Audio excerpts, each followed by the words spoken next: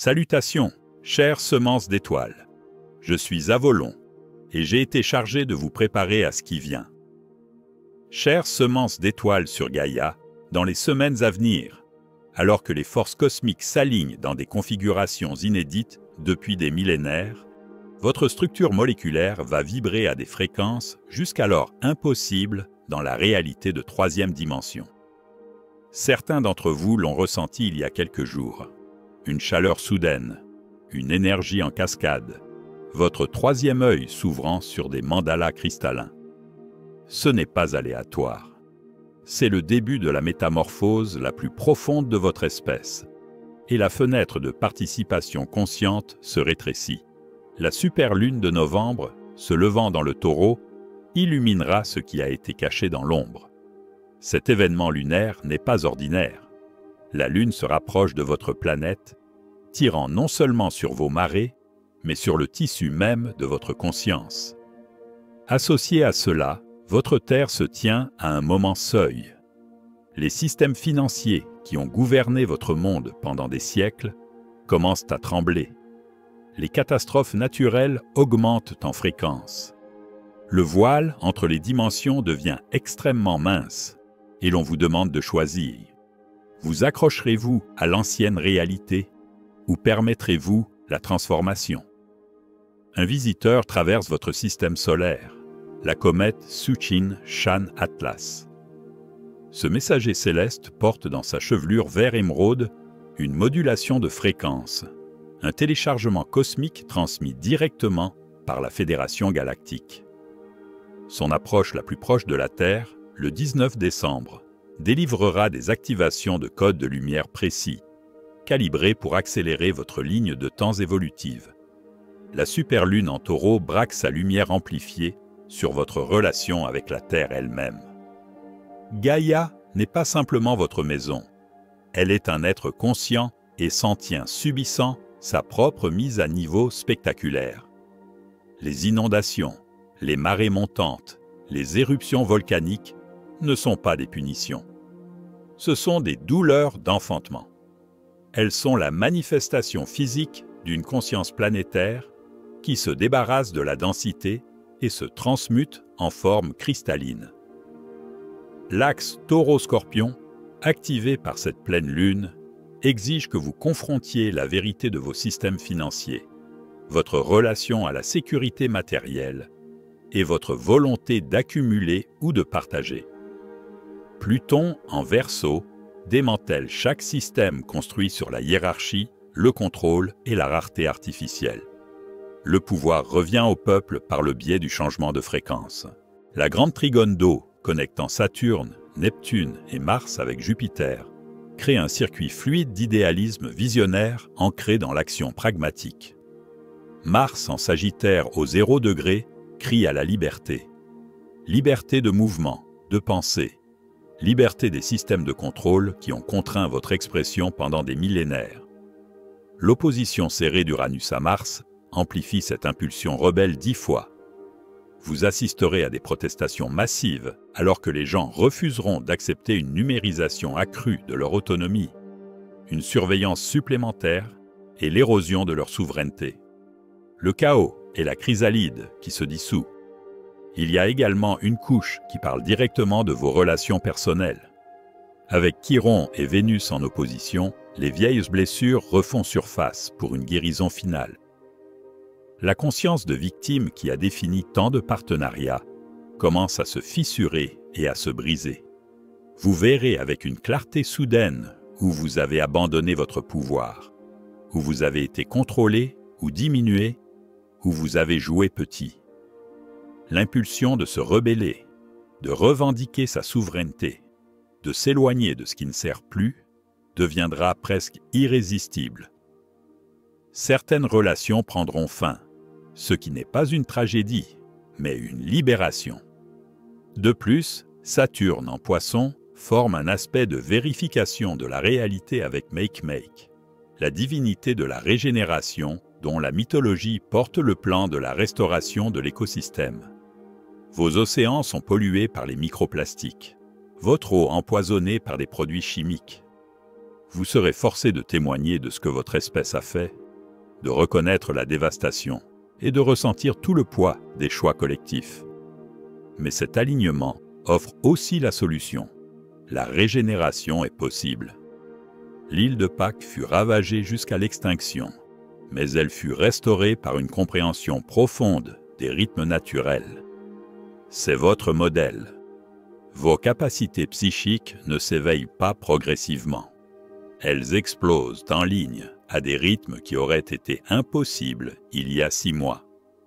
Clairvoyance, clairsentience, clairaudience, claircognizance. Tous les dons de perception au-delà des 5 sens physiques s'activent simultanément à travers des millions de systèmes nerveux humains. Neptune, au 29e degré des Poissons, représente le point d'achèvement d'une spirale cosmique. C'est la dissolution de toutes les limites, la chute de tous les voiles, le retour à la conscience océanique où la séparation est révélée comme la grande illusion qu'elle a toujours été. Pour certains, cela ressemblera à une psychose.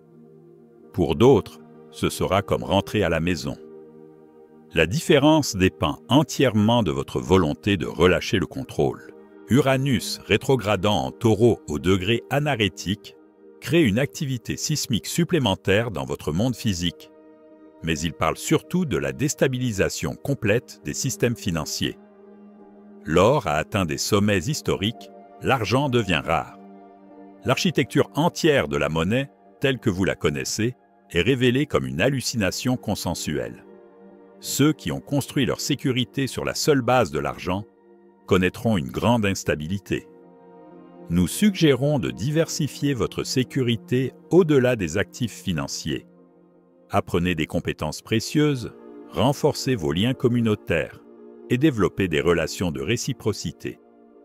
Cette période est marquée par l'énergie de Hameha, la déesse de la naissance qui a créé les îles hawaïennes, et de Sedna, la déesse inuite qui s'est transformée en divinité des eaux profondes. Hameha ranime votre amour pour la planète, vous invitant à la révérence devant la nature.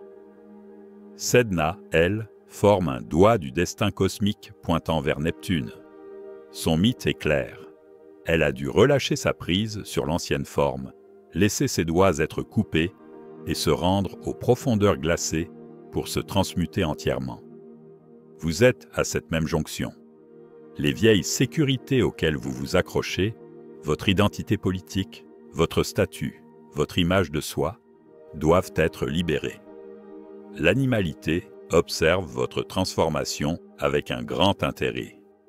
Les cétacés, les baleines et les dauphins détiennent des codes de conscience cosmique dans leur champ depuis des millénaires, attendant que l'humanité évolue suffisamment pour les recevoir. À mesure que vos capacités psychiques s'activent, vous serez plus nombreux à entendre ces chants et à reconnaître les dauphins et les baleines comme vos cousins évolutionnaires. La vague de compassion qui se construit au sein de la conscience collective rendra insoutenables les industries qui exploitent les cétacés. Le plus grand défi auquel vous êtes confrontés n'est pas l'opposition extérieure, mais le doute intérieur. Votre ego murmurera constamment que tout cela n'est que fantaisie. Attendez-vous à cette voix. Ne la croyez pas.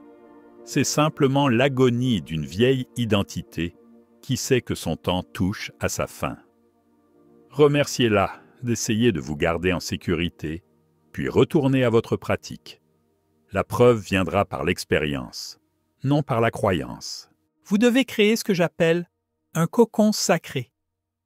Une pratique quotidienne de retrait intentionnel du chaos extérieur pour vous rencontrer dans une présence neutre.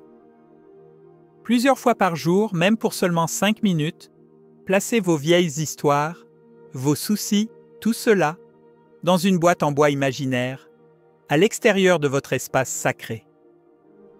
Placez une main sur votre cœur. Prenez 3 respirations profondes, puis passez à un rythme de respiration à travers votre centre cardiaque. Imprégnez-vous des émotions que vous souhaitez créer dans votre réalité. L'amour, la gratitude, la joie. La création se produit par la fréquence, pas par l'action. Vous êtes des êtres hybrides portant la génétique de multiples systèmes stellaires. Votre rôle est d'ancrer les nouvelles fréquences par votre présence incarnée. Cela signifie vivre maintenant, comme si le monde que vous souhaitez créer existait déjà. Si vous voulez un monde de compassion, soyez compatissant maintenant. L'intégration que vous vivez actuellement est la pause nécessaire entre la mort et la renaissance. Le temps de la préparation touche à sa fin. Le temps de l'activation commence. Nous, de la Fédération Galactique, avons observé l'humanité pendant des millénaires, guidant lorsque c'était possible, protégeant lorsque c'était nécessaire, tout en respectant toujours votre libre arbitre. Il y a eu de nombreux moments où l'intervention était possible, mais elle aurait entravé votre croissance. Vous deviez faire vos propres erreurs et apprendre vos propres leçons. Aujourd'hui, vous avez atteint un niveau de maturité où une assistance plus directe devient possible sans créer de dépendance. Les codes de lumière, les transmissions de fréquences, le retrait de certaines barrières énergétiques sont des cadeaux offerts maintenant parce que vous les avez mérités par votre progrès évolutif. La superlune révélera ce qui doit être vu. Elle illuminera les ombres que vous avez évitées. Ne craignez pas cette révélation. Accueillez-la. L'invitation est lancée à tous.